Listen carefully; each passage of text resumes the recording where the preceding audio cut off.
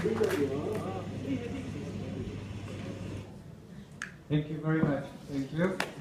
So, huge effort in providing farmers with efficient irrigation, and as far as I'm working in the communication office of the managing authority, I'm very glad to see that very huge visibility sign of the program in the EU has been placed in your field test, Mr. Moudabla. So it's excellent. Thank you for your presentation. Now, I will have a couple of questions, especially regarding the level of awareness of farmers in Jordan, but also in Lebanon, since you are also working in Lebanon, regarding the way they feel about water use. Are they aware that water is a limited resource? Are they aware they need to use it wisely to allow its use by future generations? So in this framework, our ENSIAP can help a better awareness of farmers regarding the availability of water resources. For the issue of awareness,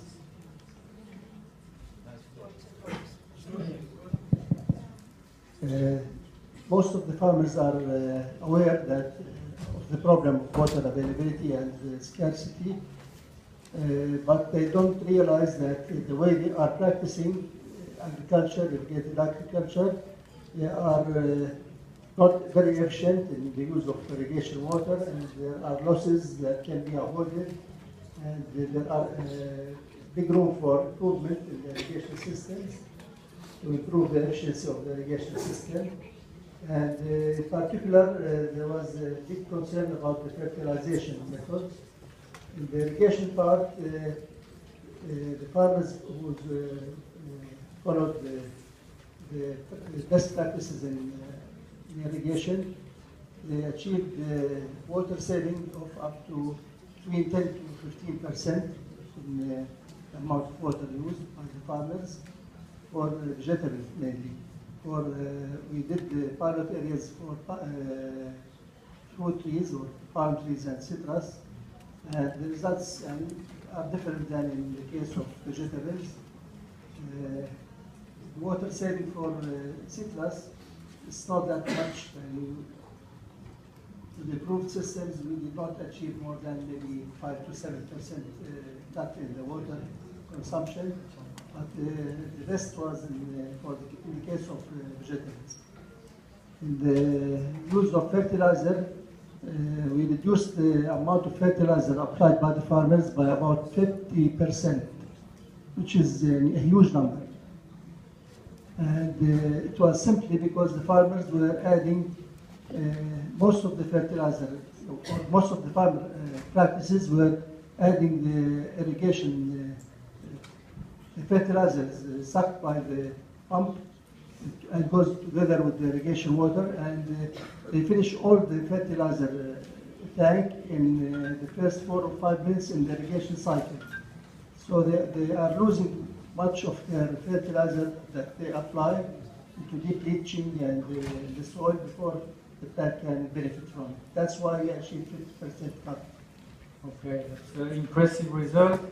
I have another question. So, since our new program on its water component will have a strong focus on efficient efficient management of water in irrigated agriculture. So your project, let's say, is building a bridge between the current program and the new program. So besides this kind of technology, so solar pumping of water, besides what you call fertigation, so fertilization through irrigation, how do you feel about the use of marginal water, non-conventional water, wastewater for irrigation, so not touching our precious resources of fresh water, but foster the use of wastewater and non-conventional water for irrigation?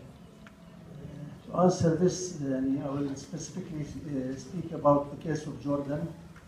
In the Jordan Valley, in the past, irrigation water was considered from River Yarmouk, which is fresh water, and now it's been pumped, or most of it is being pumped to drinking, for drinking purposes in big cities like Amman and Erbil. So the farmers, they don't have much access to good quality water now, and there's a change in the water quality. They are using now mixed water quality, which is treated wastewater in some part and flood water in the other part. And in the near future, they will be using also saline water. And that's why we are starting and working with them on desalination also of saline water. Thank you very much. Are there any questions from the audience? I know that there may be a contribution also from Majda. Can you just present yourself? Then, yeah, ladies first. Then we go to the question of the audience. Yes, so if you want to contribute to this discussion on water I'm from management. Lebanese Ministry of Agriculture. My name is Majid Amsheikh. I'm local coordinator for the ENSIAP project in the ministry. Concerning the first question that he asked, in Lebanon we took the project, the area where the farmers still using surface irrigation. It means they used a lot of water to irrigate their lands.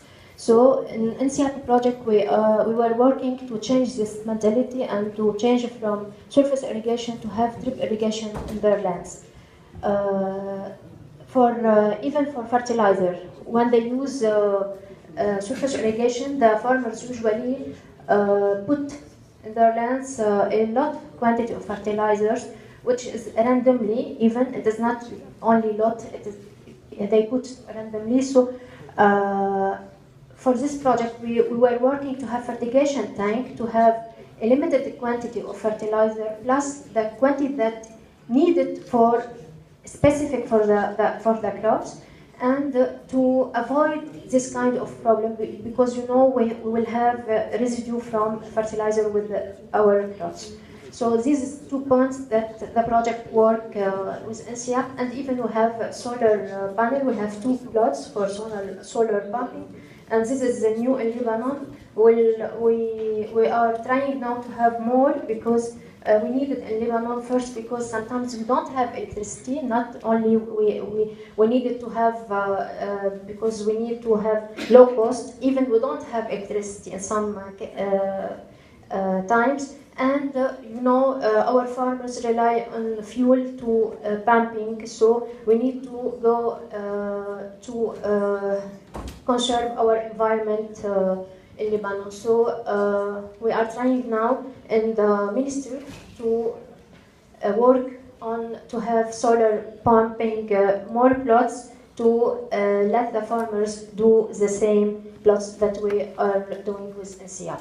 Okay, And even for fertigation. Can I just ask you, with limited time, so just to be very brief, because we have 8 other speakers, so okay. Okay, thanks. No, you can just finish on the, if you want. No, but just for fertilizer, even when we use fertigation tank and limited fertilizer, in this case we can reduce the cost for the farmers, and this is our problem in Lebanon. Our cost of production in agriculture is very high, and we cannot be competent to sell our products because we have high cost of production. So by this issue, we can reduce the cost of production in agriculture. And thank you. Thank you very much. Thank you. I can take one question now from the audience. So I saw some hands raising before. Yeah, can someone? Yeah. My voice is good enough. No, but the translators need to hear you, so that's why you said brief questions, please, okay? And because again, I don't want to be harsh on anyone. No, it's not a matter of. We have limited time, and I want everybody to feel. It's again from Palestine. Engineer Muhammad, do you think our farmers are capable to accept to deal with water as good, with the real price, and at the end of the day, are we ready in this stage to charge our farmer the exact cost of water? Thank you. Thank you. Thank you. Thank you for bringing this important issue. I think in Jordan, our farmers are ready now to accept that irrigation water is good and it should be priced adequately at least. It creates another political problem. The Ministry of Water and Irrigation did not charge the farmers the real cost of the water, but anyhow, in the past we had irrigation water very cheap, but now the price of the water doubled. That means that you are charging them now more and more, and they are accepting.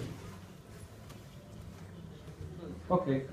Thank you, Dr. Mohammad Ali Mudaber, for your very interesting contribution and showing us the achievement of ENSIAP, very innovative technologies that can also be easily transferred, and farmers, they can be trained and they know now how to better use limited water resources. So I'm turning now my attention to